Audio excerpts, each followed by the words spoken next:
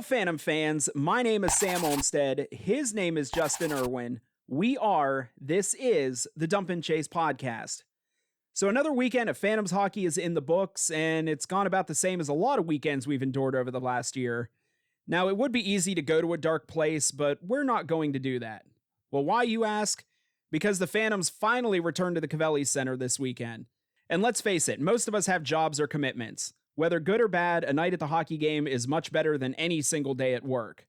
So my excitement in being back in Section 222, Row B, Seat 1 is enough to get me through the soul-splitting hell I watched last weekend. So Justin, you're always known for your eternal optimism and sunny disposition. How are you feeling going into this weekend? Oh, I think I'm going to take it out on the refs this weekend. Okay, so as always, how about we kick off this episode with some news and notes? Thankfully, we don't have any trade news this week, at least as of this recording, so that's a plus. Oh boy, yeah, I'm sure a lot of people out there have voiced their opinions. We've heard this, but going forward, let's just try to get back to at least winning some games. At least one high spot from this last weekend. Steven Sardarian and Morgan Winters, the Phantoms' second round Phase 2 pick and first round Phase 2 pick, respectively, made their season debuts against Cedar Rapids. Right off the bat, I will say, Steven Sardarian, I had seen some video on him on YouTube from his time in Russia. This kid is as advertised. Morgan Winters is a puck hound. I heard his name more this weekend than I think any other player on the Phantoms team. It just seemed like he was always around the puck. Picked up a couple points, but we'll get into that later. But the overall results wasn't what we wanted to be, but at least finally getting to see these two on the ice. It was as advertised. Yeah, definitely exciting players to watch. So hopefully once they get a little more acclimated to the game, we'll start seeing some very definite improvement in the team overall. Now, a little bit of aftermath from this past weekend, finding out that Winter Wallace and Michael Rubin were both suspended one game, so neither one of them will be in the lineup on Friday. Now, Winter Wallace, we've given him a little bit of a hard time on here. It's all in fun when it's all said and done. That may be probably my most favorite suspension I've ever seen. All I know is the camera is on Winter Wallace. He's tied up with somebody. The camera cuts away somewhere else. When the camera cuts back, there are two Cedar Rapids players on the ice, and Winter Wallace is just nonchalantly skating away. Yeah, I saw him throw somebody out of a scrum at one point. That's all I saw. I've heard from people who have seen better angles than me that, yeah, he threw a pretty good cross check to somebody's head. I don't think there were any injuries. It might not have been the best point in the game to take this penalty, but good Lord, I guess he threw his weight around out there. Yeah, it's just the camera's on him. The camera goes away, the camera comes back, two guys are on the ice, and he's being escorted away from the area. So as a visual, I'd have to say that's probably one of my favorites. Again, not the best time, but we, we're winning at that point. But yeah, I think the refs, were already looking for somebody to take. We had a major power play prior to that. Again, to the best of my knowledge, I have not seen any suspensions come out of that, which, if that's the case, is very sad. Yeah, it's interesting that Wallace gets a one-game suspension for allegedly cross-checking to the head. Apparently, there wasn't a lot of consistency there as far as the league was concerned. Yeah, as far as we know, we don't know officially until we see the line charts, and the scratch list, if then even. But to the best of my knowledge at this point, there has been no repercussions for that. And again, if that's the case, that is very, very sad. And speaking of the Wallace brothers, finding out today, it looks like Ocean Wallace has been sent down to Maryland, the North American Hockey League, the Black Bears. Um, Ocean, of course, made the roster to start the season. He's kind of been one of those tweeners. He'll be in for a game, he's scratched for a game. It's been back and forth. But yeah, it looks like he's been sent down to Maryland. Haven't seen any corresponding roster moves yet as far as filling that spot, but we'll definitely keep an eye out for it. Yeah. We had made plans to send Primo Self down to Maryland and try to keep him in the organization. Obviously, he left for the BCHL. I'd like him to stay in the organization. I'm sure if he plays for Maryland, we'll see him again as a call-up at some point. So we'll see how that plays out. Okay, so without further ado, how about we go and take a look at this past weekend out in Cedar Rapids.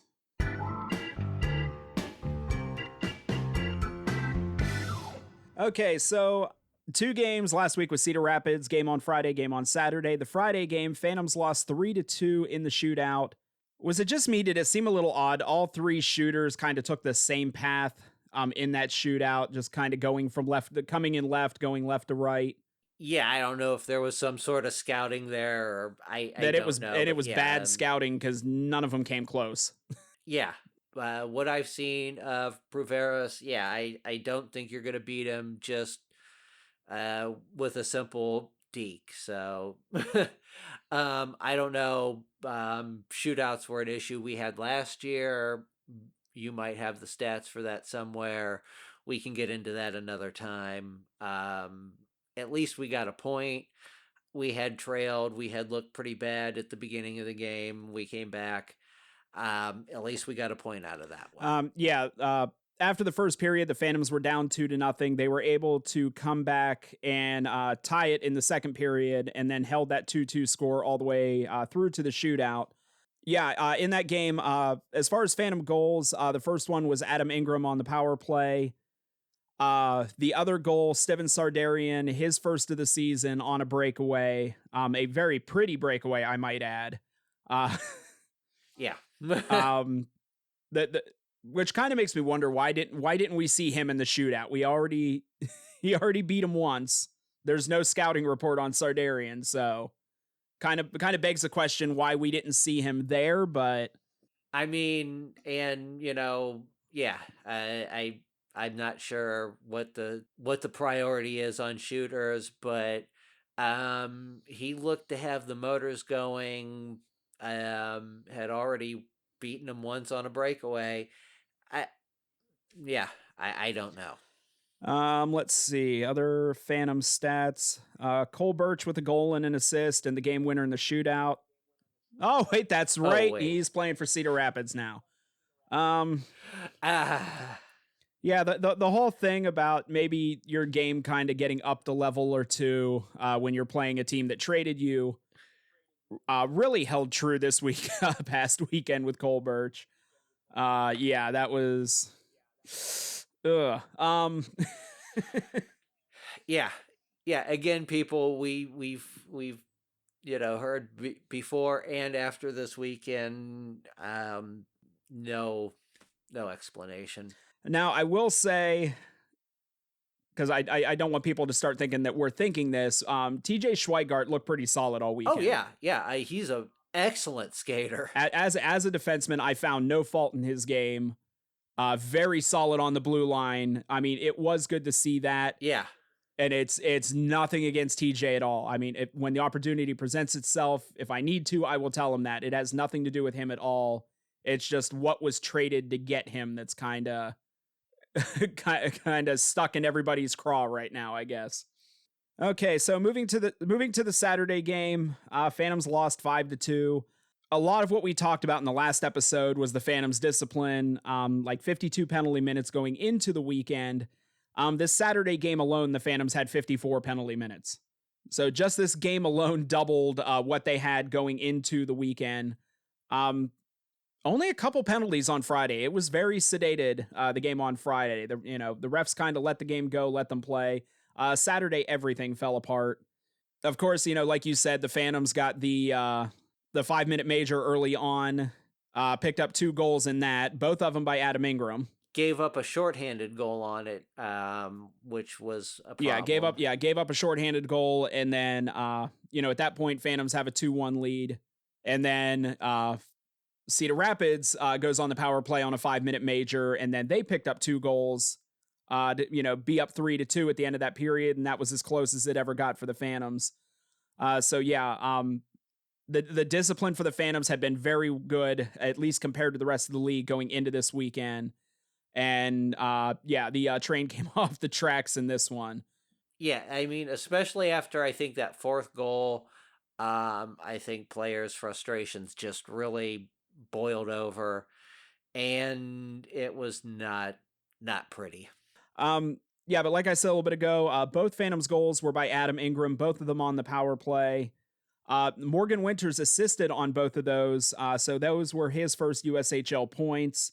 Right away, Morgan Winters comes in. He's on the top power play unit and pays dividends for sure. Winters and Sardarian both, I was very impressed with their passing abilities. Yeah. Sardarian seems to have that Georgi Merkulov eye in the back of his head that we saw a lot of over the last couple of years. Just you don't know if he know if he took a peek before he made the pass or what, but and just constantly in motion. He's got a little bit better flow than Georgie. Yeah, and of course, that's the title of this episode, Son of a Burtch. Picked up another goal in this game. That's 4 goals and 2 assists in 3 games with Cedar Rapids. 2 goals and an assist just this past weekend alone. He did have 7 points somewhere in the last 3 games. He was listed as 7 points somewhere this week. It looks like I think they took an assist they took an assist off of him, but I think he was credited with an assist in both games, and they took one away somewhere. So that helps a little bit. A little bit less burn there. Yeah. But still, obviously, again, people, we don't know. But we're not bitter. No, I mean, it is what it is. I've seen these kinds of trades. I remember one year we traded our leading scorer, a 6-foot plus 200-pound power forward for a guy who, weighed $150 wet and had 2 goals on the season or something. And it turned out to be the best trade we ever made. JT Stanglin for Cam Brown. A lot of controversy on that one. It paid off in the long run. I wish Cole Burtch all the best. Stanglin, not so much, but that's another story. Well, there's more we could go on about, but for everyone's mental health, how about we move on to 4 points? Oh, that'll help my mental health. As always, for anyone new listening in, 4 points is where we break down the previous weekend into 4 categories: what we liked, what we didn't like, favorite moment, and weekend MVP. I'll get this started with what I liked, and I will go with the Phantoms power play. Coming into this weekend, the Phantoms power play had been awful by every stretch of the imagination. This weekend ended up 3 for 8 on the power play. So going by what the percentage was going into this weekend, that would have been maybe 1 out of 8. So Phantoms going 3 out of 8, especially getting the 2 on the major. While in the grand scheme of things, as far as the final of that game wasn't enough, it's still a step in the right direction, where the firepower on this team, you would think the power play would be a lot more successful than it has been, but at least this last weekend we saw him go a step in the right direction. Yeah, I mean, definitely it energized the game, which was exactly what we needed. The follow through after that major was not so great, but what I liked, basically the comeback on Friday. I mean, we're down 2 goals after the first period. The first period was one of those, just absolute messes, no cohesion. we came back, we picked up a point, didn't win the shootout, but to force that, the guys had to be feeling pretty good, at least, leaving that game, and, something to build off of. I think that's kind of the trick, and because the first period they did not look ready to play. It looked more like they were trying to run on their skates than trying to skate. It just a lot of them getting caught flat-footed, low energy. They come out for the second period. It was a whole different story. Yeah, I mean, the passing was horrible, everything, And carrying on through the rest of the game, I just think the trick going forward is how does this team have that mentality at the beginning of the game and not waiting until the second period when they're already down. Well, then you go into the next game where, actually they kind of start and look like they have that, mentality, and then fall apart the rest of the game. So as far as what I didn't like, yes, harping on this again, I believe this will be the last time we mention him in this episode. Yeah, Cole Burtch, 2 goals, 1 assist, 6 points total in 3 games since joining Cedar Rapids. Just we've already gone on enough about it, so I'll just leave it at that. But yeah, that's as far as what I didn't like this past weekend. Would have much rather seen him doing that for us than them, but at this point, it is what it is. Yeah, and I guess what I didn't like is I think there's just fundamental breakdowns. Skating didn't look good to start on Friday. Wallace took a major penalty when we were up by a goal. Yeah, there were, fundamental issues. It's not one player. It's not that we're bad. But we just have to, get back to fundamentals, not taking penalties and, being ready to start from when the puck drops. And my favorite moment from this weekend, we talked about a little bit before, the Steven Sardarian breakaway goal. He looked, as the game started, Steven looked a little tentative. It's his first USHL game. First game in America, I believe. I may be wrong on that, but at least everything I've seen, quite possibly his first game in America. Maybe a little bit of nerves, maybe a little bit of just trying to get his feet under him. By the time the second period rolled around on Friday, he looked very comfortable out there. Just started doing a little more, and it just led to that breakaway where he kind of saw the play break down for Cedar Rapids and just kind of took off up ice, knowing that there was a pass going to be coming to him. He finished that breakaway. He made it look simple. It really didn't look like he did much, but the goaltender was flailing all over the place. And he just tucked it in underneath of him like it was nothing. It was it looked like something that was very easy for him. And we had to work a lot to beat him this weekend. So yeah, and it didn't take much effort on his part. So it's one of those things. Really looking forward to see what else this kid can do. Now that he seems to have his feet under him on American soil. Interesting to see what he's going to pull off the rest of this season. Yeah, let's see what he does in front of the home crowd. Yeah. Let's see. My favorite moment, now you're making me stretch because you took the good moment. Well, we can agree on it. You don't have to come up with something for the sake of having something different. So, yeah, I guess I'm going to go with the 2 power play goals on the major penalty and try to delete the memory of the shorthanded goal. Because we had good energy after that, and that's kind of something that I had harped on before is, we need to start producing offense, and, we need to get it from somewhere. The power play seems to be a pretty good place. We had an early major and got 2 goals, so I have something to build off of. Okay, so for weekend MVP, this is kind of the layup here. I'm curious to see if there'll be a consensus here or not. So Adam Ingram, 3 goals on the weekend, all on the power play. Adam was 3/4 of our offense this past weekend. So I can't see who else to give it to besides him. Yeah. The only other option I think is the bus driver. You know what? I will give a runner up to Owen Bartoszewicz. Just Kyle Chauvette was not having a good night. So Bartoskevich came in with about 6 minutes remaining in the second period.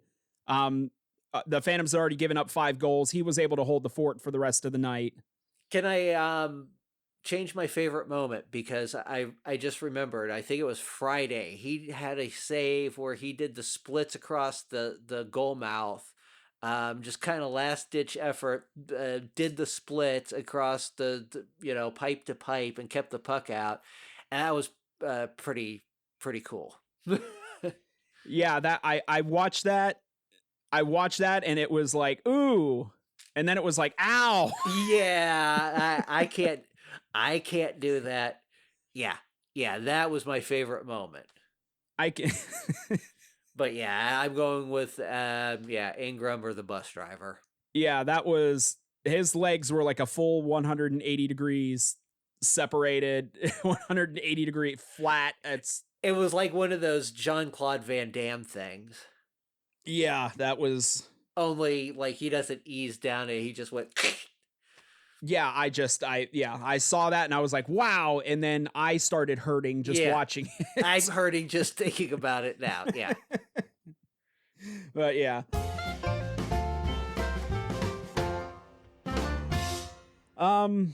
What a better way to blow off the stink of last weekend than a couple random notes in the middle of the show. As we've stated before, thanks to our shiny new press credentials, we have access to the team after the game. We don't know how long until this is revoked. Brad's already threatened us a couple times, so I've already made like 30 copies of my pass just in case. But yeah, I'll put this out for everyone listening. If there's a question any of you would like us to ask Coach Brad Patterson or one of the players, let us know. If everything goes to plan, next week episode will feature an interview with Phantoms defenseman Chris Hedden. We tried to do this a few weeks ago. It wasn't going to work out. So hopefully take 2 here will. And then Friday we'll have post-game after the Friday game, we'll have post-game comments from Coach Patterson. But yeah, if you have any questions you would like to ask us, leave them in the comments in YouTube. Let us know on social media. If you require anonymity, you can email me at dumpchasepod@gmail.com. I think that's the first time you knew that existed. Yeah.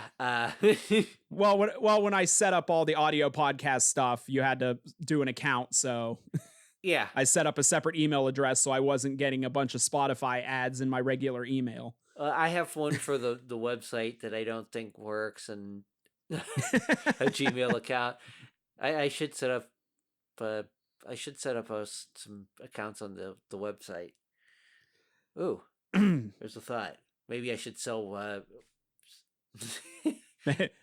Maybe we should talk about this another time. Yeah.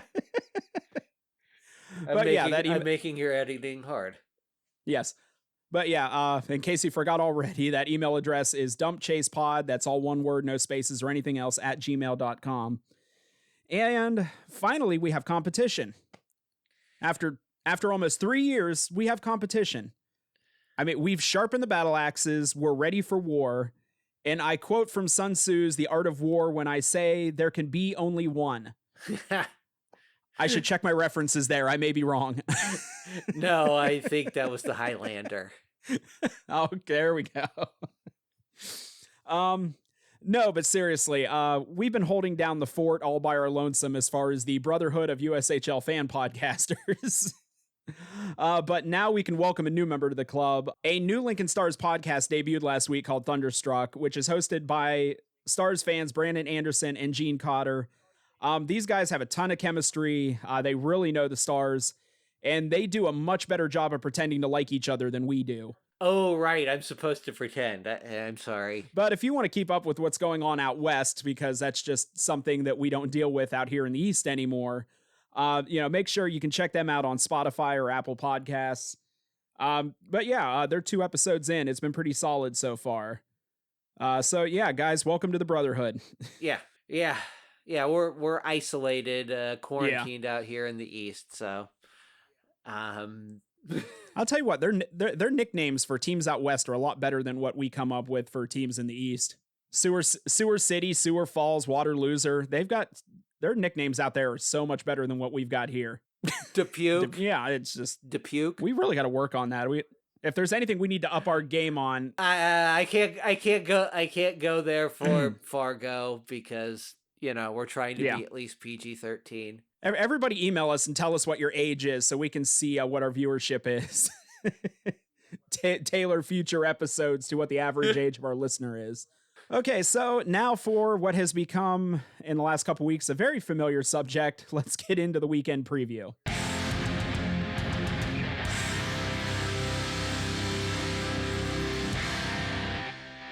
Yep, that's right. You guessed it.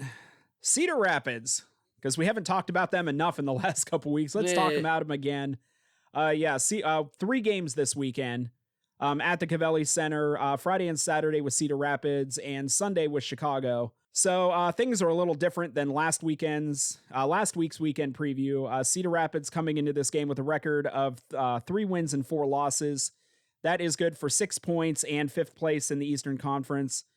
By comparison, Youngstown, 2 wins, 5 losses, and 1 shootout loss. That's good for 5 points and still holding on to 6th place in the East. Friday, Cedar Rapids coming to town. That is a 7:05 puck drop. Saturday, same thing, 7:05 puck drop with Cedar Rapids. Now, Saturday night is also safe trick or treat in the concourse.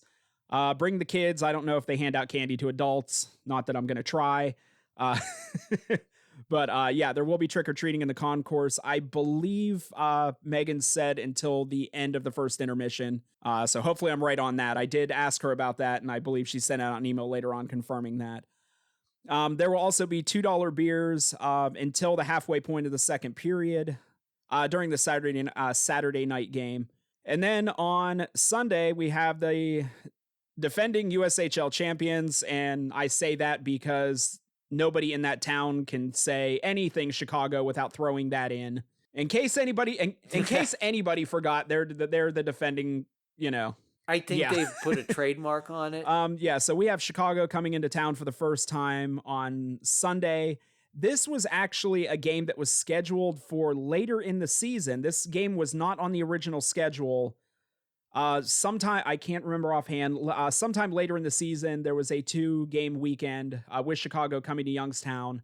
That weekend is down to 1 game, and one of those games were moved to this weekend. Not sure why. At least they got moved and not canceled and refunded, yeah.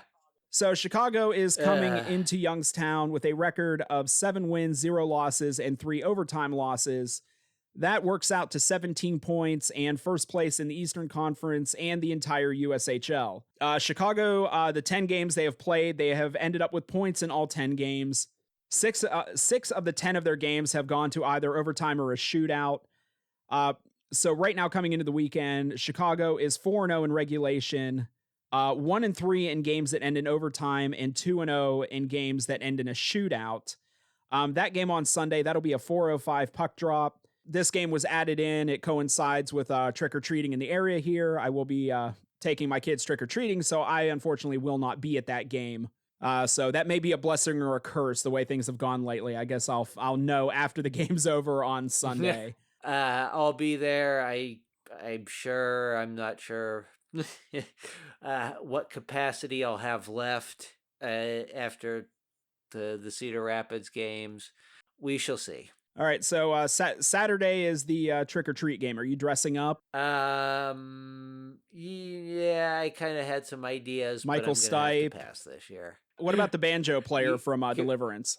You just sit there. You just sit there and pluck a banjo and glare at people. It'd be fun. All right, so before we wrap this up, any thoughts on Chicago coming in? I mean, they look not as invincible as previous seasons. A lot of their games have been close games, and some of these have been against teams that aren't very good. So, they're coming in just above the bar so far this season. That has a tendency to run out at some point in time. So we'll see how much they can keep it up, but then again, how much will we have left in the tank? Yeah, just looking here, 3 of their last 4 games have gone to at least overtime. Yeah. I mean, So yeah, I obviously you have a chance. Overtime, anything can happen. You just got to play them hard. Then be ready to go play a 60-minute game. That's been our problem right there. I think if we can do that, we can beat anybody. Okay, so that's all we have for this week. So what do you say we wrap up this episode? Oh, thank God.